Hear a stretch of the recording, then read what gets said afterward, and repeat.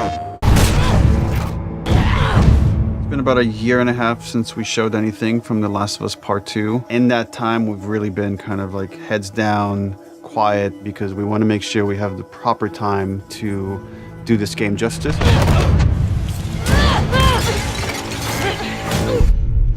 It's definitely our most ambitious in scope game that we've ever made. We really wanted to wait until we had something awesome and new and exciting to talk about because we've been so mysterious.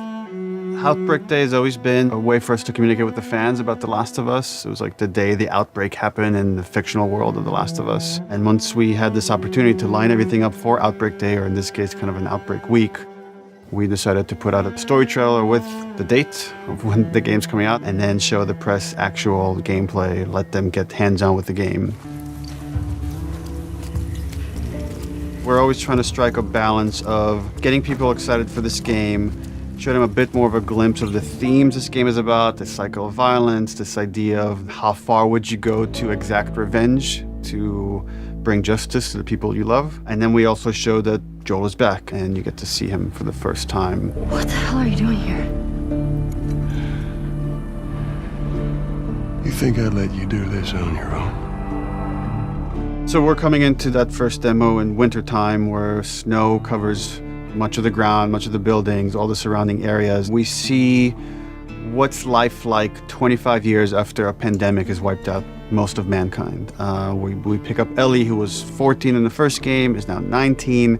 She's living in the city, Jackson. Which is where Ellie and Joel have been living for the past 4 years in this sweet settlement. What we come upon is their regular day-to-day life. We're coming in on Ellie and Dina, her best friend, patrolling the outskirts of Jackson, looking for infected to clear out to keep the area safe. Ellie and Dina at this point have been friends for several years, but there's been underlying romance between these two characters. From the demo we put at E3, where you saw this festival and this dance, and these two characters kissed for the first time, this demo takes place the day after.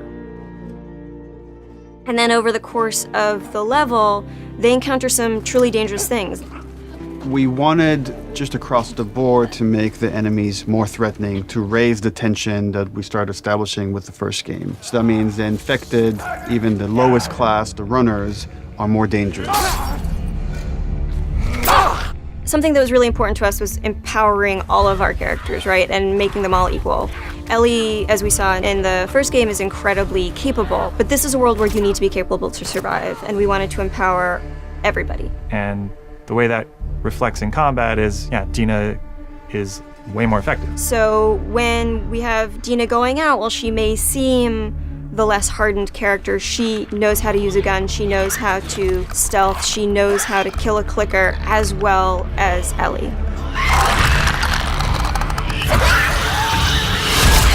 When we were looking to expand on The Last of Us 1 to The Last of Us 2, one of the things that jumped out as being an avenue that was really worth exploring was Traversal. Ellie is so much more agile, kind of more athletic, that it seemed like we should really pursue this whole avenue of gameplay. Introducing like a real jump, like a real arcing jump, has allowed us to make for much more interesting puzzles, more interesting vertical environments, and can frequently integrate well into combat setups as well. She's able to move quickly in a lot of different ways. She can dodge attacks. She can squeeze through, we call them squeeze-throughs. Oh, looks like I could fit through that. Oh, I can fit through that, that's cool. And that has been such a great integration into the combat loop of like, you're fleeing an enemy, or you're trying to get a flank, you're in stealth, and you just kind of like scooch into a room or behind an object. In The Last of Us, you kind of rely on your weaponry. Like, they're frequently the difference between life and death. They're with you for the entire game. A lot of the gameplay choices that you make are based on how you use them, how you evolve them over time through your upgrades. We really wanted to give an opportunity to look at them up close, to interact with them physically. And so the workbench seemed like the ideal place to do that. I think over the course of the level, just talking about the tech for a second of just a snowy environment, we've got all the deforming snow stuff you'd expect, brushing by on horseback, a branch and the snow falling and collecting on the horse, like all these things you would expect in a realistic grounded world. We have this weather, the storm kind of kicks up over the course of the level. It goes from more of a clear day into a blizzard. It's all just to build this tension of, the mess that they got themselves into. Can they make it safely out? Dina, where are you? Eventually, they end up in this old abandoned library, and it's in this moment where Dina really pokes and wants to get the ball rolling on this flirtation, wants to bring down Ellie's walls. And they kind of reveal to each other how much they like each other. You're infuriating. Have you met you? And then we have a second demo that the press played that's like much later in this story where Ellie has started going down this road of revenge. She finds herself in Seattle, pitted against this group that controls the city. Called the WLF. They're kind of a little bit like a militia that has taken over the town, and they have a very zero tolerance policy on people who are not from Seattle, kind of intruding on their space. And she hears over the radio that a male trespasser has been spotted, and she knows that the WLF are closing in on him. And so we find her negotiating this abandoned hillside suburb. And she's running into this new enemy type of guard dogs that the WLF are using. Dogs have a new sense of perception to bring to the table, which kind of puts this really interesting wrinkle on stealth gameplay, where so far you've been dealing with sight and sound, trying to stay out of sight, trying to move slowly to be quiet. But now with enemy dogs, you have to worry about them picking up your scent trail. If you go into listen mode, you can see, we have a visualization of that scent, so you can see like when the dog is sniffing you and where it's going. You can throw bottles to distract the dog off of your scent, and it just adds this extra tension. The second part of the demo, even though you're fighting mostly human enemies, we're introducing one of our new infected classes, the Shambler. And the Shambler is kind of a lumbering, tankier enemy that can take a lot of punishment. They'll kind of chase you down and try to get towards you and then burst and leave behind one of these lingering, corrosive clouds. In the demo, we have this mini boss fight, and that class happens to be a stalker. It's a class between runners and clickers.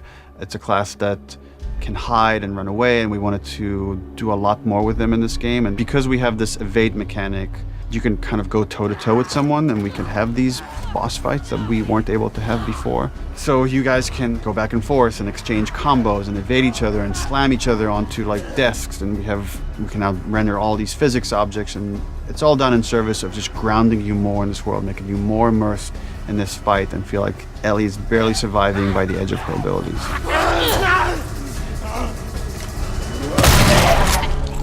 So for The Last of Us 2, we've kind of almost completely overhauled the player upgrade system. For the first time in the game, you're able to learn entirely new crafting recipes just via the upgrade system. These are abilities that make your character feel really different. You are really able to pursue the playstyle of your choice and kind of make the Ellie that you're playing your individual Ellie. We designed the whole experience to be something where it's a balanced stealth experience where you have a lot of tools to escape, you have a lot of tools to evade, you can entirely stealth past everyone. Got something. We'll look into it. And then the other big thing we did to immerse the player is make the human enemies much more threatening. They communicate a lot more between each other. Their AI is much more sophisticated. We rewrote most of the systems for this game. So much of this game is a conversation about the cycle of violence and how do we make violence feel impactful to the player. You can't stop this. Enemies have names. So when you're going around and you shoot someone, you might hear someone yell their buddy's name and they're now upset and agitated, and that changes their behavior. What is it? Someone took him out! We got something. To make a fully realized world, to really honor the impact of this violence, you have to honor every person in it. Nobody's a hero here. The demo is 2 to 3 hours of the game. You're seeing 2 different seasons, 2 different times of the year. It feels like a lot, and it's a tiny fraction of this entire game. And as we get closer to release, we're going to show more and more of the game, but we're going to be very mindful and conscious to not spoil like big things about this game. And I'm just super stoked for people to finally see the whole thing once it's out on February 21st, 2020.